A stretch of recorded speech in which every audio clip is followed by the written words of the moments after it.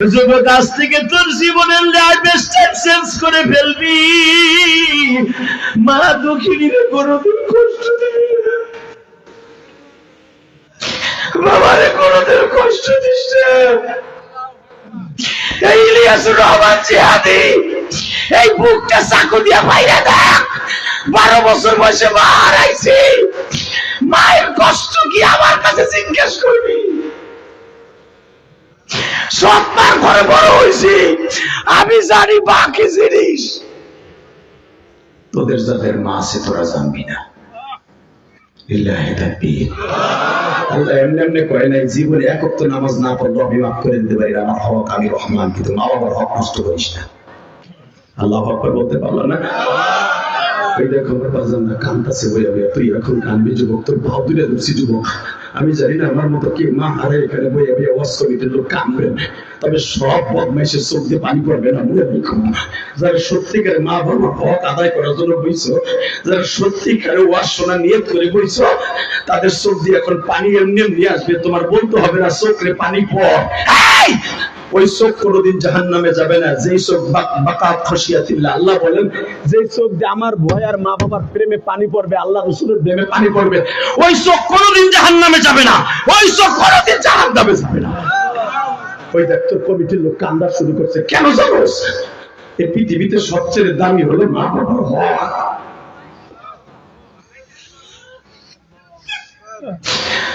দেখো ওই যে চেয়ারে বই আমার বাজান কান্দা,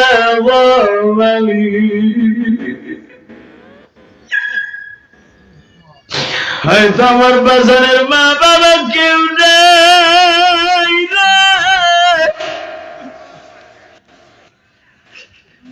আল্লাহ আল্লাহ যারা কানবে এখন কিন্তু মাফ করে দিবে আল্লাহ। আল্লাহ আমার মা বোনরা যারা মহিলা প্যান্ডেলে কাঁদতেছে তাদেরকে মাফ করে দিবে আল্লাহ। ও মা, আপনি একদিন নতুন বধূ হইয়া শ্বশুর বাড়ি আসছিলেন এই গ্রামে। মা মা আপনার আব্বা আপনার 2 ভরি স্বর্ণ দিয়ে পাঠাইছিল, 5 ভরি স্বর্ণ দিয়ে পাঠাইছিল। মা আজকে ওই বাবা মাটির ঘরে ঘুমাই গেছে। কেমন আছে আপনারা জানেন না, আমিও জানি না। মা যেই ঘরে একদিন রোগীর শাড়ি পরে আসছিলেন মা, ওই ঘর থেকে সাদা কাপড় পরে বের হয়ে যেতে হবে। মা 5 কালা সাদা কাপড় পরে বাইরে যাইতে হবে। মা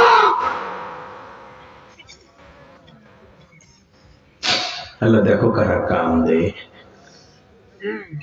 মায় কয় আমার ছেলের জন্য বর্দ করো না। 8 মাস পরে মায় কয় হয়তো তোমার লাগে দুর্ব্যবহার করছে, চলো আমরা 2 জনে একসাথে যাই। যুবক এখন কানবি। মা আর বাবা আসছে, 2 জনের সাথে ঠিক ওইরকম দুর্ব্যবহার করছে। 8 বছর হয়ে গেল, মা আসে, বাপ আসে, দুর্ব্যবহার করে তারাই দেয়। আল্লাহ রাসা কাম। 2 বছর পরে ব্যাংকার সাহেবের আল্লাহ 2টা ছেলে দিছে 4 বছরের ভিতরে। বড় ছেলের বয়স 8 বছর, ছোট ছেলের বয়স 6 বছর।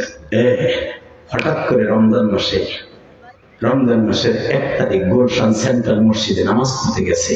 আল্লাহর ওলি ওয়াজ করে ফেলছে জুমার দিনে, হুমা জান্নাতুকা ওয়া নারুকা। রোজার মাসে ওই যুবকের রোজা কবুল হবে না, ওই যুবকের নামাজ কবুল হবে না যার অ্যাকাউন্টে মা বাবার বর্দ আছে। আর বিশ্ব নবী বলছে 3টা তাকে 3বার পা দিছে। আমার নবী বলে ফেলেছে, প্রথম তাকে যখন পা দিছে নবী বলছে আমিন, দ্বিতীয় তাকে পা দিছে বলছে আমিন, তৃতীয় তাকে পা দিছে বলছে আমিন। বুখারীর হাদিস। জিবরাইল বলছে ইয়া রাসূলুল্লাহ, জিজ্ঞেস করলেন না 3বার আমিন বলতে বললাম কেন?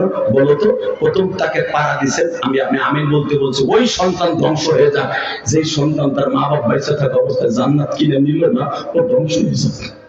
আপনি এখন আমিন। 2 নম্বরে আপনার নাম শোনার পরে যারা দুরূদ পড়ে নাই ও ধ্বংস হয়ে যাক, আপনি বলেন আমিন।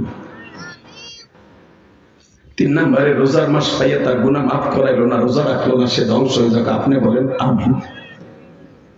আবার নবী বলে সাহাবীরা, রে জিবরাইল কি আজকে জুমার মসজিদে আমার এই 3টা অপশন দিয়েছে, তোমরা 3টার ভিতরে থাকবে না। এই হাদিস যখন পড়ছে, ব্যাংকার তো শিক্ষিত মানুষ, অত শিক্ষিত মানুষ অত বুঝে লাইছে হাদিস, পাস করে বুঝে লাইছে। হায় হায়, তাহলে এই 8 বছর আমি আমার মা বাপরে একবারও মা কইয়া ডাকি না, একবারও আমার আব্বারে একটা লুঙ্গিও দেই না। এত শীত যায়, এত মানুষের কম্বল দিয়ে আমার ব্যাংকের পক্ষ থেকে আমার বাপরে একটা শার্ট থেকে আমার মতো হতভাগা কেউ নাই। বাড়িতে যে বাসায় যে গোলশান বড় লোকের বউরে কয়, মাইয়ারে কয়, তোরে বিয়ে করে আমার মা বাবার সব শেষ করছি। বড় লোকের মাইয়া চাট করে লাভ দিয়ে তারা কয়, এই হারামির ঘরে হারামির বাপ পাপ, তুই একটা হারাম খোর বেটা। আমি বড় লোকের মেয়ে হতে পারি, আমি বড় লোকের মেয়ে হতে পারি। আমারও মা বাবা আছে, তোরও মা বাবা আছে। আমি কোনোদিন তোর মা বাবারে খারাপ ভাবি নাই। তুই থাকো অফিসে, তোর মা বাবারে আমার নিজের মা বাবার মতো খেদমত করি। তুই তো জানিস না, তুই মা বাবার একটা ডাক দাস, আমি এসে দেখি আর তোর দুইটা পোলা আমি পাল্টাছি। ঠিক তুই যেরকম তোর মা বাবার সাথে করছো, তোর পোলা দুইটা তোর সাথে গুণ বাড়াবো আমি। তুই জায়গা রাখবি যে দেখবি তোর পোলা তোর সাথে ব্যবহার করবে, চট করে বুঝে ফেললো তাহলে আমার বিবি আমার পোলাপন সবই আমার বিরোধী। আমি আমার মা বাপটা আমার বন্ধু বানাইছি। যদি জান্নাত পাইতে হয়, এই যুবক এখন চিল্লাবি আর কানবি, দেখ সবাই কান্দে। খোদার কসম করে বললাম, কিছু কিছু ঘটনা তোর জন্য হেদায়েতের জরিয়া হয়ে যাবে। লিল্লাহি তাকবীর, লিল্লাহি তাকবীর। নজর দেবার আমার দিকে তাকাবার, চিল্লাবার, কানবা। এই ব্যাংকার সাহেব রমজানের 8 তারিখে ব্যাংকে থেকে ছুটি লয়ে বাবা মা বাবার জন্য শীতের পোশাক কিনিয়া, এ কলিজার যুবক রে,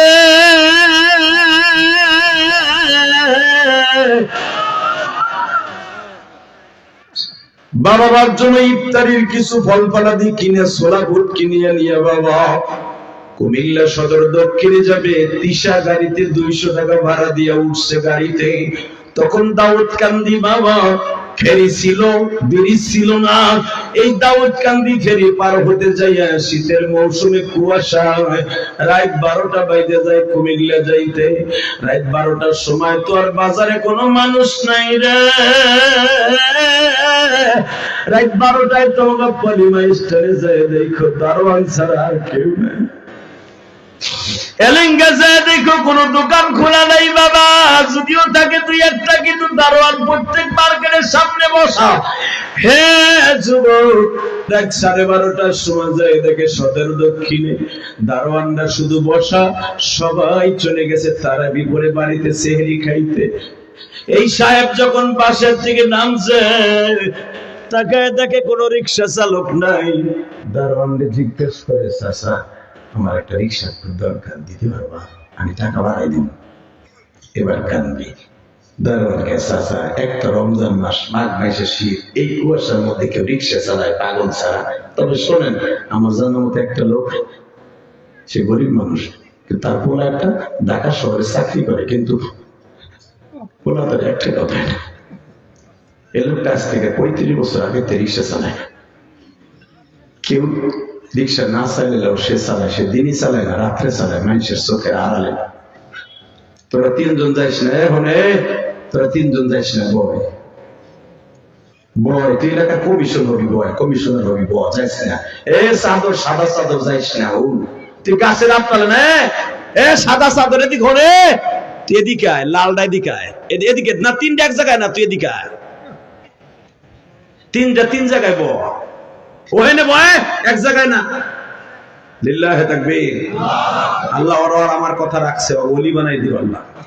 আল্লাহর ইচ্ছা করলে কিন্তু ঘর ভরায় চলে যেতে পারে, যদি সত্যিকারে কালে হাতে বলা হইতো, কিন্তু ওরা যায় নাই। আল্লাহ ওদেরকে তুমি ওলি বানাই দিও।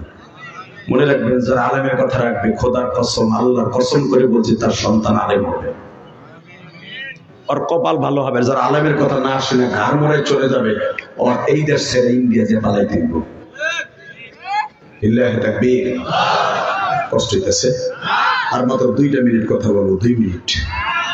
তাকাও এইদিকে, বাস একটা লোক ওঠা যাবে না। যারা দাঁড়ায় আছেন, কলিজার ভাই বসে পড়ো, আমার দাদা ভাই বসো, সবাই বসো। কলিজার ভাই, প্যান্টটা একটু ধুলা পড়াও, আল্লাহ দেখুক যে তোমার প্যান্টে ধুলা পড়ছে।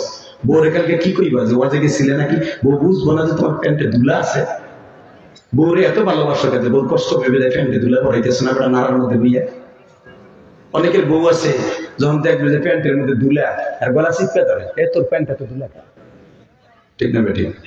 আমি জানি যারা নিচে বসছেন প্যান্টে ধুলা পারবেন। গাদাওয়াতুন ফি সাবিলিল্লাহ রাওহাতুন খায়রুন ফিদ দুনিয়া ওয়া মা ফিহা। রাসূল বলেন, এক সকাল এক বিকাল যদি আল্লাহর রাস্তায় কোন জায়গায় বইয়া, মানুষের রাস্তায় না, ওই যে রাজনীতিবিদের রাস্তায় না, আল্লাহ রাস্তায় বইয়া ওয়াজ শুনছিলি, প্যান্টে ধুলা পড়ছিল, ওই প্যান্টের দুলা তোরে জান্নাতে নিয়ে যাবে। আমি বলি নাই বিশ্বনবী কইছে না তা মাঝে মাঝে দুলা বড়াই কোরআন হাদিসের মজবায় বুইয়া। ইনশাআল্লাহ বলেন, আল্লাহু আকবার জোরে বলেন তো।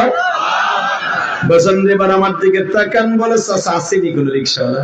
বলেন এখানে পাবেন না, একটা গরিব মানুষ অসুস্থ, 2-3 দিন তার দেই না, হয়তো 4 খাম্বার মোড়ে যান, রাস্তার 4 রাস্তার মোড়ে হয়তো হে আসতে পারে। যায় দেখে কম্বলের মতো মোটা, পা থেকে মাথা পর্যন্ত একটা জ্যাকেট গায়ে দিয়ে 250 পাওয়ারের 2টা প্রশ্ন, মুখ চোখে দিয়ে মাফলার দিয়ে সানটুপি দিয়ে ডাইকা, কোনো কিছু চেনা যায় না, খালি চোখে চশমা 2টা দেখা যায়, কাইতে রিক্সার উপর পড়ে রয়েছে। রাত 12টার সময় কোনো যাত্রী নাই, যে জিজ্ঞেস করছে চাচা যাইবে না? এখন ঘাটটা মোড়ায় দেখে যখন কইছে চাচা যাইবে না। দুনিয়ার সবকিছু পরিবর্তন করা যায়, কণ্ঠ পরিবর্তন করা যায় না। পায়ের আওয়াজ আর কণ্ঠের আওয়াজ এরা মা বাবার কাছে চির পরিচিত ভাই। তোর মা যদি অন্ধ হয়ে যায়, তুই একদিন রাস্তা দিয়ে হাইটে দেখিস, তোর মা বলবে এটা আমার ইখলাসের পায়ের আওয়াজ, এটা আমার আব্দুর রহমানের পায়ের আওয়াজ। যেই পাও দিয়ে তুই মার কলিজায় আঘাত করছ, ওই পাওটা মার চিরে পরিচিত, কারণ মায়ের পেটের দিকে লাথি মারা আরম্ভ করছ, তোর মার কাছে তোর পায়ের আওয়াজটা অনেক পরিচিত।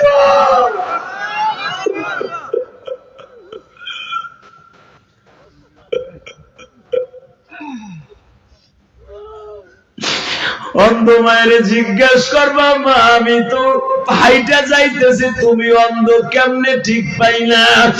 মা বলবে, বাবা আব্দুল্লাহ রে, বাথরুমে বইয়া সেই লাথি দিছ, কলিজায় লাগছে, ওই লাথি দিয়ে বুঝে ফেলছি এই পাউডা তোর রে বাবা।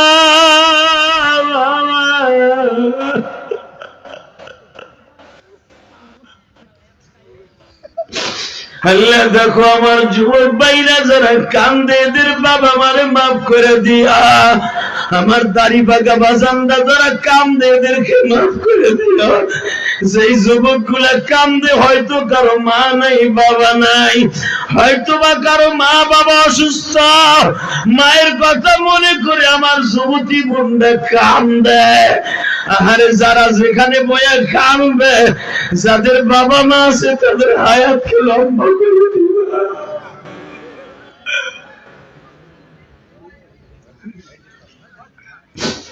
আল্লাহ আল্লাহ। চাচা যাইবা, ঘাটটা মোড়ায় দেখে আমার সেই কলিজার টুকরা ছেলে কয়, চাচা যাইবা? জি স্যার যাও। কয় টাকা ভাড়া নিবা স্যার? কোন গ্রামে যাবেন? ওই গ্রামে। ও ওটা তো আমার গ্রাম স্যার। ওঠেন। কত নিবা? চাচা কত চাও ভাড়া? একটু বেশি দিব। বাবা রিক্সা চালাই, কিন্তু সবার কাছে থেকে ভাড়া চাইয়া নিব না, যা খুশি দেন তাই নিব, যা খুশি দেন তাই নিব। ওঠেন রিক্সায়। যুবক এখন একটা শিক্ষা মারবি তোর শিক্ষিতের উপরে। এই বেটা, যে শিক্ষায় অমানুষ বানায় ফেলে, ওই শিক্ষা অর্জন করে কোনো লাভ নাই, কোনো লাভ নাই, কোনো লাভ নাই, কোনো লাভ নাই। তাকাই দিকে যখন রিক্সা চালাইতেছে, চালাইতে চালাইতে ওই 30 বছর আগের প্যাডেল মারতে মারতে মনে পড়ে গেছে, বৃষ্টি নামলে ছেলেরে কোলে করে আগাই দিয়ে আসতাম। সেই ছেলেরে আজকে কয়, চাচা যাইবেন? বুকের ব্যথায় রিক্সা প্যাডেল আর মারতেছে না, পায় আর জোর নাই। এখন চিল্লানি ভাবি, 11ই জানুয়ারি তোর জন্য সাক্ষী থাকবে, টাঙ্গাইল কালী হাতের যুবক। এখন একটা চিৎকার মারবি, আমি জানি তোর কলিজার মধ্যে আঘাত করবে যুবক। ওর দাড়ি পাকা বাজান আমি জানি আপনার কলিজা আঘাত করবে। আরে আমার মা বাবার তুমি কষ্ট দিয়েছি রে মা।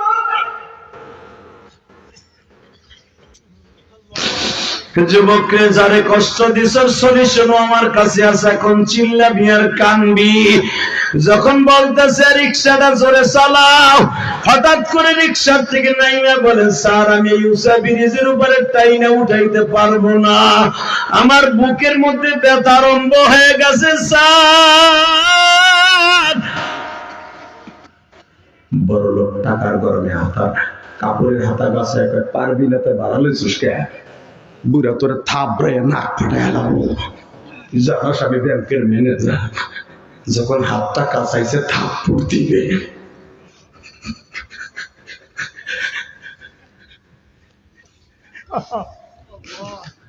জীবনে নামাজ না পড়লে মাফ করে দিবেন বলছি না, রোজা না রাখলে